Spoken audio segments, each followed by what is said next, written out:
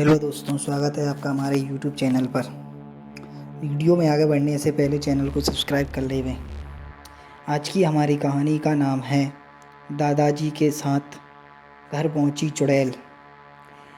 आज जो मैं आपको किस्सा सुनाने जा रहा हूं वो मेरे दादाजी के साथ हुआ था। दिसंबर के कड़ी ठंड का समय था। घना कोहरा छाया था। दादाजी शहर में क्लर्क थे। उस दिन सारे लोग जल्दी कार्यालय का सारा काम खत्म करके घर की तरफ निकल रहे थे। दादाजी उस समय के बड़े अधिकारियों में से एक थे।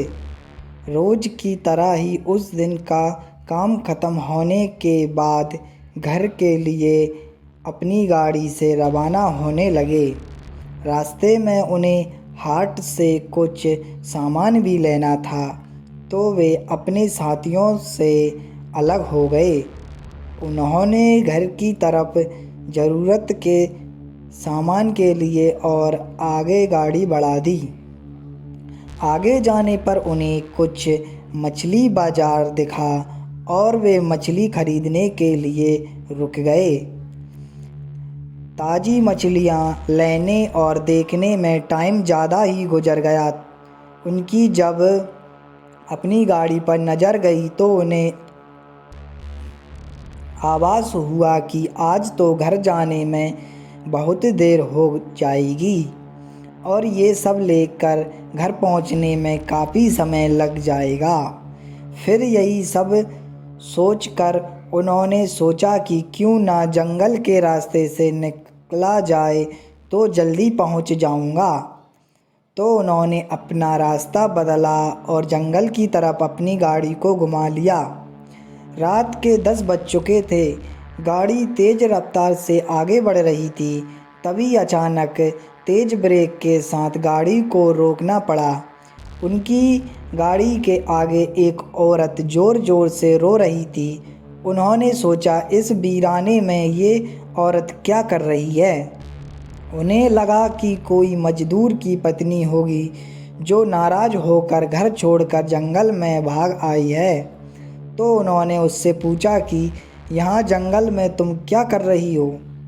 लेकिन उसने कोई जवाब ना देकर और ज़ोर ज़ोर से रोने लगी। सारे जंगल में उसकी हूँ हूँ हूँ हूँ सी सिसकियाँ गूंज रही थी। फिर दादाजी ने पूछा, तुम्हारा घर कहाँ है। लेकिन वो कुछ भी ना बोली। जब दादाजी ने कहा कि आज चलो मेरे घर में रहना, सुबह अपने घर चली जाना, ये जंगल बहुत सारे जंगली जानवरों से भरा है, रात भर यहाँ मत रुको, चलो आज मेरे घर में सबके लिए खाना बना देना और कल सुबह अपने घर चली जाना।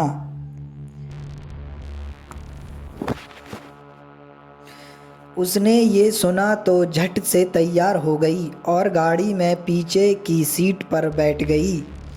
सिर में बड़ा सा घूंघट डालने की वजह से उसका चेहरा छिपा हुआ था। कुछ ही देर में गाड़ी घर के दरवाजे पे थी।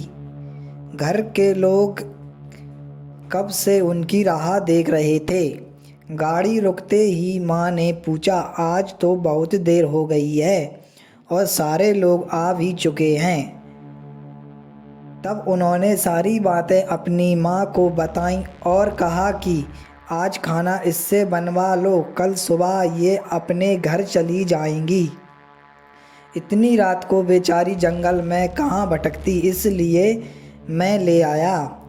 पर माँ को कुछ संदेह हो रहा था कि कहीं चोर तो नहीं है। रात को सोने के बाद या खाना बनाते समय कहीं घर के सामान ही चुरा कर ना ले जाए। पर बेटे की बात को कैसे मना करती। उन्होंने उस औरत को कहा, देखो आज तो मैं रख ले रही हूँ, लेकिन कल सुबह होते ही यहाँ से चली जाना और जाओ रसोई में ये सामान उठा कर ले जाओ और खाना बना दो। उसने फिर से जवाब नहीं दिया, बस हूँ हूँ हूँ कि ध्वनि सी बाहर आई और वो सारा सामान लेकर माँ के पीछे चली गई। रसोई में सारा सामान रखवा कर माँ ने उसे खाना जल्दी बनाने की सख्त हिदायत दी और वहाँ से चली गईं। लेकिन उनका मन कुछ परेशान सा था। फिर 5 मिनट में रसोई में उसे देखने चली आईं कि वो क्या कर रही है और उसका चेहरा भी देखना चाहती थीं। लेकिन वहाँ पहुँची तो देखा कि वो मछलियाँ का थैली निकाल रही थी। उन्होंने बहुत ज़ोर से गुस्से में कहा, यहाँ सब खाने का इंतज़ार कर रहे हैं और तुम अभी तक मछलियाँ ही निकाल रही हो। कल सुबह तक बनाओगी क्या? उसके सिर पर घूंघट अभी भी था तो चेहरा देखना मुश्किल था। उन्होंने उससे कहा, तुम जल्दी से खाना की तैयारी करो, मैं आग सुलगा देती हूँ, काम जल्दी हो जाएगा। और वे जल्दी से चूल्हा जलाने की तैयारियां करने लगीं। लेकिन साथ ही वो उसका चेहरा देखना भी चाहती थीं। लेकिन वो जितना देखने की कोशिश करती वो और पल्लू खींच लेती। अंत में हार कर वे बोलीं, देखो मैंने आग सुलगा दी है, अब आगे सारा काम कर लो, कुछ ज़रूरत हो तो बुला लेना। लेकिन वो फिर कुछ नहीं बोली। अब उन्हें लगा कि यहाँ से जाने में ही ठीक है, वरना मेरा भी समय खराब होगा और इसका भी। अनजान लोगों से डर रही हो। ये सब सोचकर उन्होंने उसे कहा कि मैं आ रही हूँ, जल्दी से खाना बनाकर रखना, और वहाँ से निकल गईं। मन अभी भी परेशान था, कभी अपने कमरे, कभी बच्चों के कभी बाहर सबको देख रही थी, कहीं कुछ अनहोनी ना हो जाए। 1 मिनट भी आराम से नहीं बैठ पाईं। अभी 5 मिनट ही हुए थे कि उनके लिए वो घड़ी पहाड़ सी हो रही थी। समय बीत ही नहीं रहा था। 8 मिनट बड़ी मुश्किल से गुजरे और वे तुरंत ही कुछ सोचकर रसोई की तरफ दौड़ीं।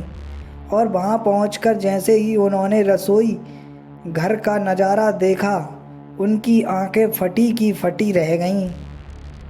उनके पैर बिल्कुल ही जम गए। ना उनसे आगे जाया जा रहा था, ना ही पीछे। उनके हृदय की धड़कनें रुक रही थीं। वो औरत रसोई में बैठकर सारी कच्ची मछलियाँ खा रही थी। सारे रसोई में मछलियाँ और खून बिखरा पड़ा था। उसके सिर से घूंघट भी उतरा पड़ा था। इतना खौफनाक चेहरा आज तक उन्होंने नहीं देखा था।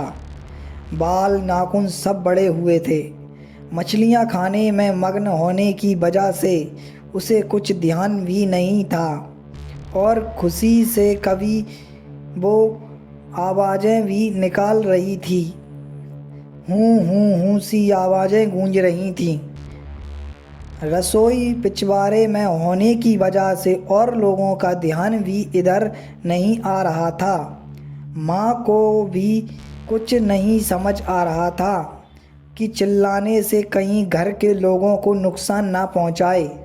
वो चुड़ैल से अपने घर को कैसे बचाएं, उन्हें समझ नहीं आ रहा था। बस भगवान का नाम ही उनके दिमाग में आ रहा था। अचानक वे आगे बढ़ने लगीं उसकी तरफ और झट से एक थाल लिया और चूल्हे की तरफ दौड़ी। उस चुड़ैल की नज़र भी माँ पर पड़ चुकी थी, सो वो भी कुछ सोचकर उठी अपनी जगह से। माँ कुछ भी देर नहीं करना चाहती थीं। उन्हें पता था कि आज अगर जरा सी भी लापरवाही हुई तो अनहोनी हो जाएगी।